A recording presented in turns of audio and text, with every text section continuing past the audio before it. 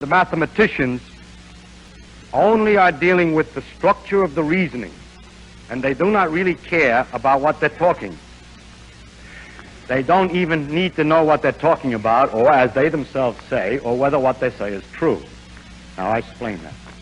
If you state the axioms, you say such and such is so, and such a so, and such a so, what then? Then the logic can be carried out without knowing what the such and such words mean.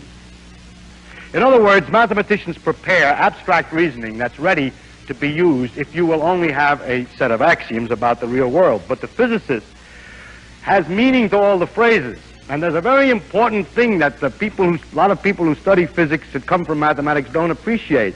The physics is not mathematics, and mathematics is not physics. One helps the other. But you have to have some understanding of the connection of the words with the real world.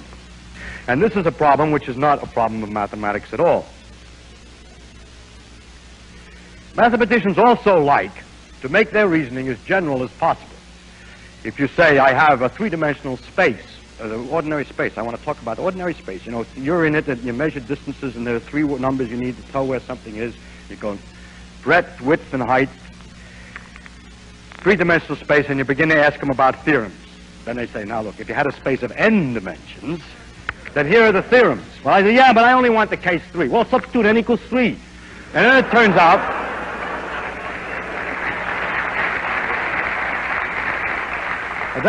out that very many of the complicated theorems they have are much simpler because it happens to be a special case. Now, the physicist is always interested in a special case. He's never interested in the general case. He's talking about something.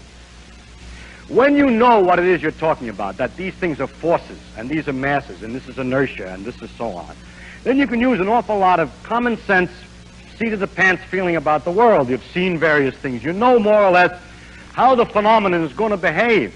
Well, the poor mathematician, he translates it into equations, and the symbols don't mean anything to him, and he has no guide but precise mathematical rigor and care in the argument.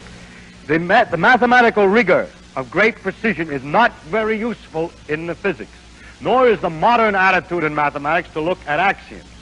Now, mathematicians can do what they want to do. One should not criticize them because they are not slaves to physics. It is not necessary that just because this will be useful to you, they have to do it that way. They can do what they will. It's their own job. And if you want something else, then you work it out yourself.